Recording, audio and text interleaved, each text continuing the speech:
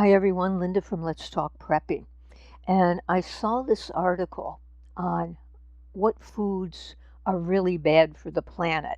And when I read it, it was like, we're not going to be able to eat anything at the rate we're going. So I thought I'd just show you what foods they say are bad for the planet, why they are, and see if you can guess, because I was actually shocked at some of these foods that they say are bad for the planet. So plan on really not eating at all. I guess we're going to starve to death. So here we go. So we're over here at theguardian.com. And it says, almonds are out, dairy is a disaster. Now, you knew dairy because anything related to meat they think is terrible. So we can't have milk. Almonds, we guess we can't have almond milk either. So what milk should we drink? It says a glass of dairy produces almost 3 times more greenhouse gas than any plant-based milk. But vegan options have their drawbacks too. So as you go down here, we see that coconut milk is an absolute tragedy. Coconut has a reputation as exotic and healthy, but for poor regions in the Philippines, Indonesia, and India, where pickers are paid less than $1 a day and the palm groves are no paradise, and the pressure to meet the global demand is causing exploitation of the workers and destruction of the rainforest. So coconut is an absolute tragedy. So now we say, well, let's try almond milk. Well, nope, almonds are bad for the bees. Almond trees occupy a smaller amount of farmlands compared with other crops grown for milk. The benefit is overshadowed by the negative impacts of almond farming in the U.S. They require more water than any dairy alternative, and they place an unsustainable pressures on the U.S. commercial beekeepers because 70% of commercial bees in the U.S. are drafted every spring to pollinate. And rice, no rice, people. Rice is a water guzzler. Although rice milk is ubiquitous as an inexpensive and widely available dairy alternative, it offers little in the way of nutrition or environmental benefits compared with other choices. Rice is a water hog. Hazelnuts are on the up, so you might want to try hazelnut milk if you're going for one of these milks. Hemp and flax, they're niche contenders. Soy is back in favor. Oat is a humble hero. So the winner is the unassuming oat. So you can go now and buy some oat milk. The bottom line, as long as it's not dairy.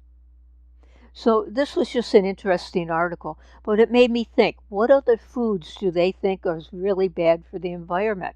And why? And maybe if we really agreed, we would stop eating them. But it seems like they're just putting all these dictates out to us and saying, hey, this is bad, don't do it. So I went over here to worldatlas.com, 10 foods that are bad for the environment, and almond milk came right up there, and beef, we know all, meat, lamb, not surprised there, cheese, because it comes from cows, and it's a major carbon dioxide contributor. But you know, plants need carbon dioxide to grow, but I guess for some reason we don't care about that anymore. And it comes from cows who emit that awful methane gas, requires refrigeration and transport. Rice now. Rice paddies are the largest source of methane gas on Earth. And it's the second most produced and demand staple food. So I had always heard that so many people depend upon rice for sustainability, so I did look this one up. I asked, portion of the world that depends on rice for food. And it says over half of the global population depends on the crop as a major part of the diet. In fact, rice is considered a vital part of nutrition in much of Asia, Latin America, Africa, and the Caribbean. and is estimated to provide more than 1/5 of the calories consumed worldwide by humans. So the importance of rice in global nutrition. So rice is very important, but we better get rid of it because it produces all that methane gas. So all these people, over half of the world, is not going to have anything to eat. And that's some people, that's all they eat is rice. White bread, no surprise there. Eggs, well, eggs come from chickens, and chickens are part of the problem. We can't have any kind of meat whatsoever or animals. The production of one egg uses 4.8 kilograms of carbon dioxide. So we have that tuna. Tuna has been the victim of overfishing throughout the world waters. Salmon, and they're saying salmon from salmon farming, although I suppose they would hate wild salmon too. And chicken is the number one. Hey, that even beat beef. I'm surprised at that. But then you're saying, okay, good. I'm going to go over here and I'm going to go to a vegetarian diet. So if we go over here to Treehuggercom, 12 foods that are bad for the planet, and we get rice again, genetically modified foods. Sugar, though, comes in as number 3. And sugar may be, not is, may be responsible for more biodiversity loss than any other crop. Intensive use of water and pesticides. Meat, we know about meat. Fast food, definitely. Foods that contain palm oil. And palm oil is in 10% of the U.S. groceries. Chips, crackers, candy, margarine, cereals, and canned goods. Packaged and processed foods. Many non-organic foods. Some seafood. White bread again. High fructose corn syrup. And much non-local food. So this is globalcitizen.org. 8 foods that are surprisingly bad for the environment. Okay, start thinking now. What vegetables are bad for the environment? We've kicked out rice now. We've kicked out the almonds, the nut. So what vegetables? And as we go down here, the top one is bananas. So no bananas. And that's a fruit, not a vegetable. And the main reason is the cost of exporting them to other countries.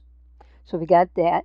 Then avocados. So if you wanted those avocados, forget it. If you do those smoothies, guacamole, now going to have to reconsider. Might be time to reconsider. So because avocado production is damaging the environment. Almond milk, we know. Sugar, we know. Soybeans. So we thought without rice, maybe we could go to soybeans, but no. It's causing deforestation across the region. Rice again, beef, coffee. Did you know coffee? Just throw that cup of coffee out in the morning. I might go to tea, but how do you know what tea is going to be good for you? So if beef was a hard one for meat lovers to digest, then coffee lovers are not going to like this bit. Coffee is the second most traded commodity in the world, and for many of us, it's one of life's essentials. For coffee, most of the environmental damage comes in finding space to grow the beans. So the World Wildlife Federation highlights the link between coffee production and environmental damage. So there we go. No almonds, no avocados, no coffee, no rice, no soy. And over here, I thought we'd look at this. Think again, what more vegetables can we add to the list? Must be some more. We got the beef, the lamb, the shellfish, the pork, the chicken, the fish, and asparagus. We didn't have that one before. Is one of the few vegetables with a heavy carbon footprint, costing 19.6 pounds of carbon dioxide per pound. And it's more to do with the carbon dioxide produced during transportation, because much of the asparagus eaten by Americans comes from South America. And we've got the avocados and the bananas. and the rice, the sugar, the dairy, all dairy, cheese and everything. And then there's this other website, if you're really more interested, you'd like to look at this a little bit more, ourworldindata.org, ourworldindata.org, environmental impacts of food production. And they go through here. Here's the greenhouse gas emissions per kilogram of food product. And you can see how beef is way ahead of everything else. Cheese is right up there, though. And you can just go right through here and see the greenhouse gas emissions. And you can go through this website because they give you all kinds of things. And if you read this and you just say, wow, I'm not going to be eating anything anymore because it's all bad for the environment. So why am I bringing you this? Well, I'm bringing it to you because you have to know what they're doing, what they're trying to do to us, how they're trying to make you feel guilty about everything, and how pretty soon one place starts talking about it, then someone else talks about it, and you hear it over and over and over again, and you begin to believe it. Rice is bad, bananas are bad, bananas are bad. And eventually you believe it and you say, wow, I can't eat rice, I can't eat bananas anymore, I can't eat anything anymore, I guess I'm going to starve to death. You just have to know that it's all part of the bigger picture of climate change and everything that's going on with the World Economic Forum, and take it with a grain of salt. And if you really think these things are bad for the environment and it bothers you, then give them up. There's nothing wrong with that. But if you think they're just overreacting and it's not really going to affect the world, then don't give them up. Keep eating what you like to eat. So leave us a comment below if you have anything to say about this. And thanks for watching. And please subscribe if you haven't subscribed.